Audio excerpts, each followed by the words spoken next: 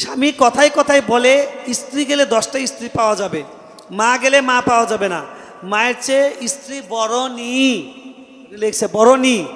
আচ্ছা, ঠিক মহিলাদের ক্ষেত্রেও কি একই কথা হতে পারে না? হুজুরের মত কি? এখনকার বেশিরভাগ মসজিদে সম্মানীয় হুজুররা শুধুমাত্র স্বামীর প্রতি স্ত্রীর দায়িত্ব কর্তব্য পালনের কথা উল্লেখ করেন, কিন্তু স্ত্রীর প্রতি স্বামীর দায়িত্ব ও কর্তব্য পালনের কথা উল্লেখ করেন না, এবং বাবা মার প্রতি সন্তানদের দায়িত্ব কর্তব্যের কথা বলেন। পক্ষান্তরে উল্টাটা, সন্তানের প্রতি বাবা মার করণীয় সেটা নিয়ে কথা বলেন না। এ ব্যাপারে এই অবস্থা থেকে বের হওয়ার উপায় কি? একজন নারী তার স্বামীর শরীয়তসম্মত 95% কথা মেনে চলে না, কিন্তু ইসলামী সংগঠনের সাথে জড়িত, সব সময় সংগঠনের কাজের সময় দেয়, 5 ওয়াক্ত নামাজ ঠিক মতো আদায় করে না, বেশিরভাগ সময় নামাজ কাজা হয়, স্বামীকে না বলে যখন তখন বাহিরে যায়, মোবাইল নিয়ে সবসময় ব্যস্ত থাকে, তাকওয়া পর্দা দুটেই কম। মোট কথা, স্বামী তার উপর অখুশি থাকে। কোরআন হাদিসের দৃষ্টিকোণে বুঝিয়ে বলতেন। এক বোন প্রশ্ন করেছেন, ইসলাম অন্যায়ের বিরুদ্ধে প্রতিবাদ করতে বলেছে, এখন স্বামী যদি অন্যায়ভাবে স্ত্রীর উপর অত্যাচার করে, স্ত্রীকে স্বামীকে উত্তম মাধ্যম দিতে পারে কি? ইসলাম কি বলে? আমি যখন বিয়ে করেছি তখন আমার বয়স 20 বছর, আমার স্ত্রীর বয়স 19। এক পর্যায়ে দুজন ঝগড়া করে রাগের মাথায় একে অপরকে একত্রে 3টি তালাক দিয়েছিলাম। পরবর্তীতে এর ভয়াবহতা জানতে পেরে আল্লাহর কাছে তওবা করেছি, এখন আমরা সুখে আছি। তালাক দিয়েছিল কিন্তু সুখে সংসার করছে, দুজন দুজনকে প্রচুর ভালোবাসি। এখন আমাদের করণীয় কি? আল্লাহকে আমাদের মাফ করবেন? কিছু মেয়ের পরিবার বিয়ের সময় দেনমোহর করতে হবে, শর্ত দেয় 5 লাখ টাকা বা 2 লাখ টাকা, না হলে মেয়েকে বিয়ে দিবে না। ইসলাম কি বলে?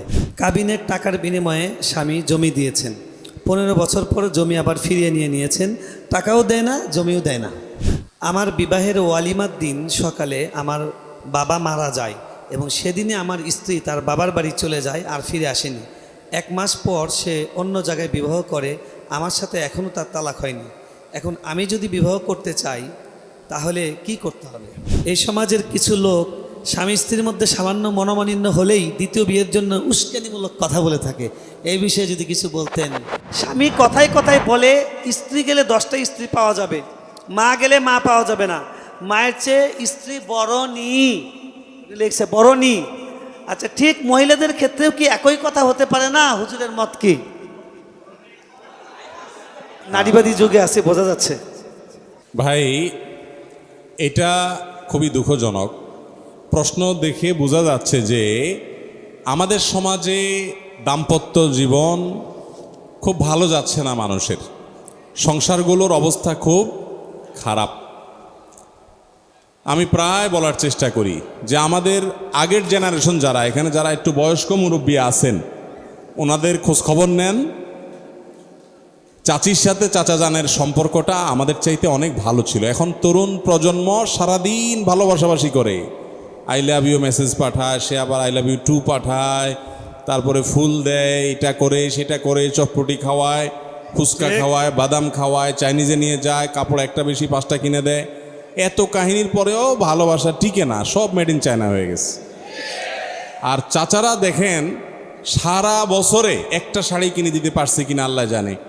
আর অনেকে যারা গ্রামে বড় হয়েছেন, বেশিরভাগই তো দেখা যায় যে সকাল থেকে সন্ধ্যা পর্যন্ত বোর চেহারা দেখার সুযোগ হয় নাই, কাজে কামে ব্যস্ত সবাই যার যার। ওই রাতে একটু দেখা হয়েছে, ততক্ষণে কারেন্ট নাই, হারিকেন বন্ধ করে দিছে, অন্ধকার। এরপরেও তাদের সাথে একজনের অন্যজনের সম্পর্ক, ভালোবাসা এরকম যে এখনও বুড়া বুড়িরে ছাড়া, বুড়ি বুড়ারে ছাড়া বাঁচে না। আর যুবকরা জাপানি মাল, হ্যাঁ, জাপানি সম্পদের মতো ভালোবাসা। আর আমাদের যেটা হয়েছে এখন, তরুণদের এত ভালোবাসাবাসি, ভালোবাসা উতরাতে উতরাতে শেষ, মাগার কয়দিন পরে ঠুসঠুস করে ভাঙে। ভাইরা আমার, এত তালাকের মাসআলা আসে আমাদের কাছে, এত তালাকের জিজ্ঞাসা আমাদের কাছে আসে, ভয়ঙ্কর। এটা বোঝা যায় যে স্বামী স্ত্রীর দাম্পত্যর জীবন খুব বেশি ভালো যাচ্ছে না আমাদের সমাজে। তো এই যে প্রশ্ন করা হলো, যেই স্বামী তার স্ত্রীকে এরকম বলে যে বউ গেলে 10টা বউ পাওয়া যাবে, মা তো আর পাওয়া যাবে না, সে এই কথাটা সত্য বলুক, কিন্তু এটা অন্যায় কথা এবং এটা অসুন্দর কথা। স্ত্রীকে এই কথা বলা মানে তাকে তাচ্ছিল্য করা, তাকে তুচ্ছ করা, এটা কোনো অবস্থাতে উচিত না। স্বামী স্ত্রী একে অন্যকে সুন্দরভাবে কথা বলতে হবে, সম্মান দিয়ে কথা বলতে হবে। আল্লাহ কোরআনে বলেছেন, ওয়াশিরুহুন্না বিল মারুফ, তোমরা তোমাদের স্ত্রীদের সাথে বসবাস করবে সুন্দরভাবে, অসুন্দরভাবে না। আপনি এটা বলার মানে তাকে ফেলনা বানায় দিলেন না, ফেলনা বানায় দেওয়া যাবে না। এটা তো ঠিক যে মা মারা গেলে আপনি মায়ের জায়গায় মা পাবেন না, স্ত্রী যা চলে গেলে আরেক বিয়ে আপনি করতে পারবেন, সেটা ঠিক, আক্ষরিক অর্থে ঠিক, কিন্তু এটা হলো কালিমাত হক্কিন উরিদে বিহাল বাতিল। আপনি আসলে ওই বেচারিকে একটু তুচ্ছ করতে চাচ্ছেন, খাটো করতে চাচ্ছেন, নিচু করতে চাচ্ছেন। মাকে মর্যাদা দিতে গেলে স্ত্রীকে কেন ছোট করতে হবে? আমি প্রায় সময় বলি, ভাই মা এবং স্ত্রী এই উভয়ের মধ্যে সমন্বয় করতে একটু মাথায় বুদ্ধিশুদ্ধি লাগবে, বুদ্ধিশুদ্ধি লাগবে। অনেক সময় মা চায় বউরে দৌড়ের উপর রাখো ছেলে, বউরে দৌড়ের উপর রাখলে মা খুশি, আর না হলে মা খুশি হয় না। অনেক মা এরকম আছে বেবুজা, উনি অন্যায় চাহিদা এটা পোষ করছেন, কিন্তু মা তো, আবার বউ তো বোর্ডটা চাবেই। তো এই ক্ষেত্রে আমি সবসময় বলি, ভাই একটু ডিপ্লোমেটিক হওয়ার চেষ্টা করবেন, একটু চালাকি করার চেষ্টা করবেন।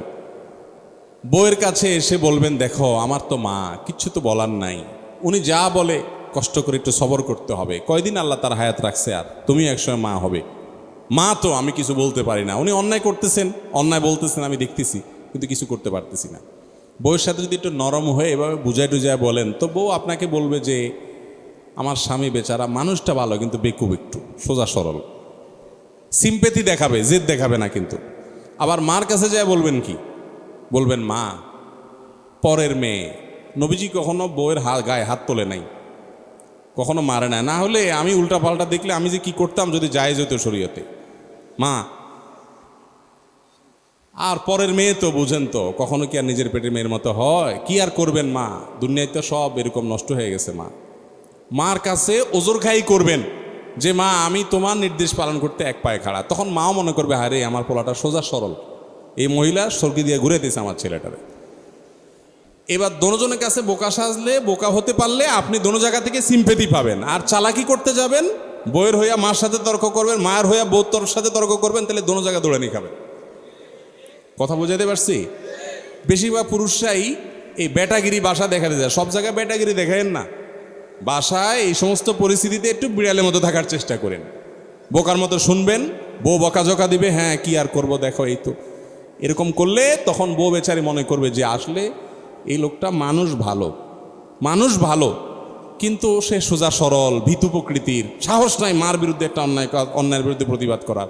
তখন আপনার প্রতি সে মায়া দেখাবে এবং বলবে তুমি বেকুব, বলবা হ্যাঁ আসলে আমি একটু বোকাশোকাই, আল্লাহ আমার বিবেক বুদ্ধি দেয় না, দোয়া করো, কি আর করবা, এরকম করবেন। আর যদি কাহিনী করতে যান, হ্যাঁ কি বলছে মা, কি বলছে বউ, তো সারাদিন বিশ্বযুদ্ধ বাসা ইউক্রেন রাশিয়ার মতো লেগেই থাকবো, এর দৌড়ানি খেয়ে এর কাছে আসবেন, এর দৌড়ানি খেয়ে ওখানে যাবেন। খবরদার এগুলো করবেন না। যারা স্ত্রীকে তাচ্ছিল্য করে কথা বলেন তারা ছোট লোক, তারা বউকে ছোট করে কথা বলেন, তারা কখনো বড় মনের মানুষ হতে।